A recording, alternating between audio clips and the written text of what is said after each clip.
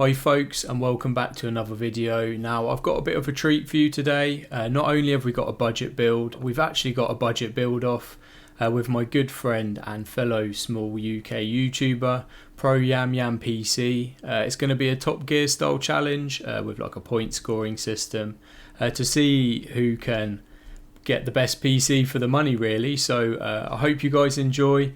Sit back, relax, and let's roll the video. My name's Andy and this is Andy's Tech, and yes, we're in today for something a little different. We've set up a Top Gear style build off challenge to see who can come up with the best system for a set budget and score points along the way. The link to ProYam's channel and his video are linked in the description below. He's got some awesome content, and until uploaded as of today, neither of us know which or what the others come up with. But first things first, we had to set down some rules, and these are as follows. Now the budget we've set is £150. Parts can be eBay, Amazon, Facebook, wherever, but they must be provable, i.e. you can't buy them off Dave down the road, you know. So proof is needed for any purchase made. There's 1 point for every pound under the £150 budget, and you lose a point for every pound over that budget. You score 1 point for every core in the system.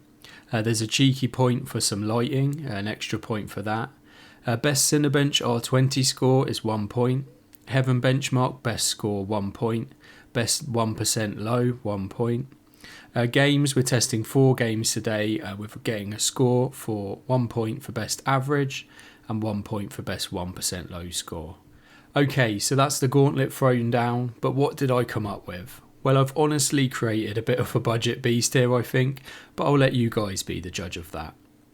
Now, if you're a regular to the channel, you may recognise what's before you here, and the base for my build today is this dual Xeon workstation. It features a Supermicro X9 DAL-I LGA 1356 dual socket motherboard.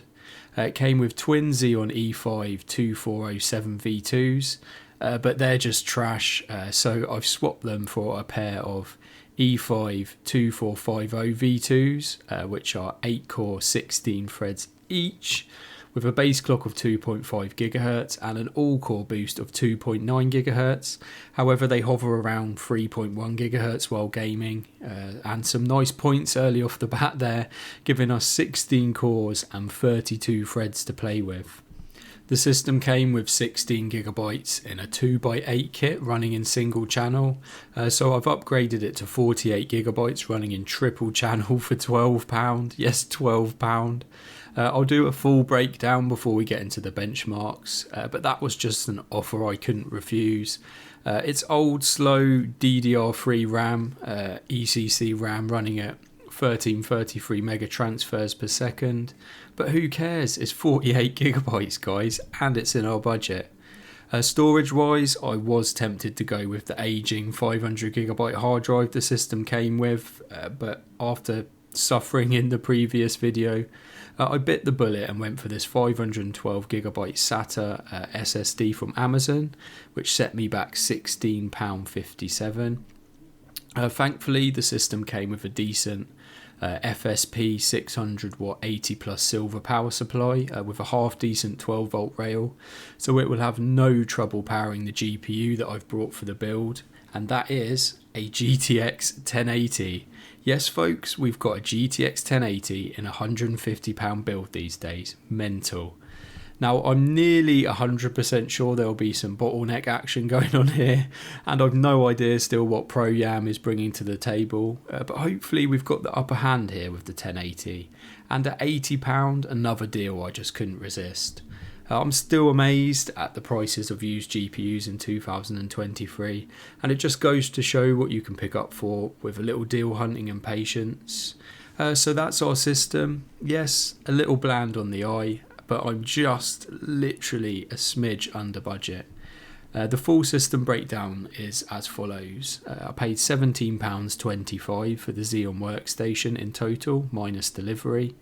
£12 for the 32GB ECC kit of memory. £23.88 for the two Xeons, the two 50 V2 Xeons, £16.57 for the 500GB SSD, and £80 for the GTX 1080 8GB, which brings us to the grand total of £149.70p. Let's roll the benchmarks.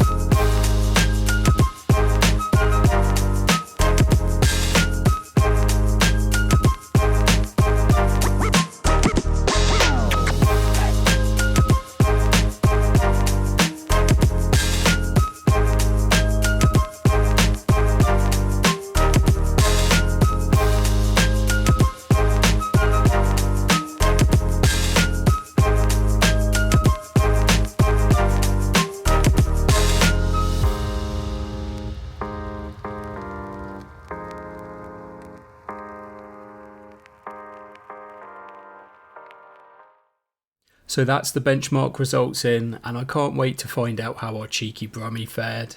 In all honesty, and build off aside, they are some pretty good numbers for a £150 gaming PC. Now there is some limitations with the system, and that being we have many cores, but they are slow cores, and we have old slow RAM as well, which were holding back the 1080 a little bit. Something like an i3 10100F would sort of tramp all over this system in terms of results. That said, I don't think we fared too badly. The games tested were benchmark runs, averaged over 3 runs, as we had to do something that was repeatable, and the results are as follows. So we have 16 cores, which gives us 16 points off the bat. We came in dead on budget with no lighting as well, so no points there, but we didn't lose any points.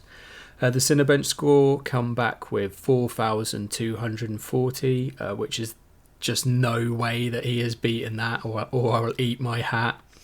Heaven came back with 3,168, with the low at 19.5. Rainbow Six gave us 166 FPS average with 1% lows of 126, not too shabby.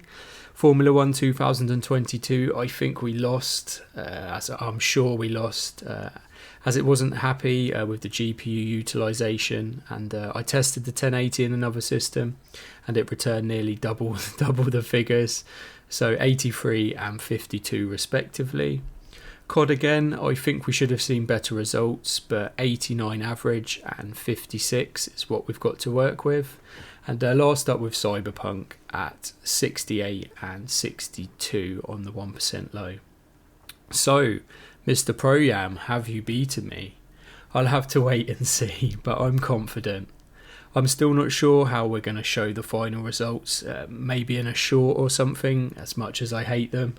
But please go and watch ProYam's entry. The link will be posted above here now, and it will be posted in the comments down below as well.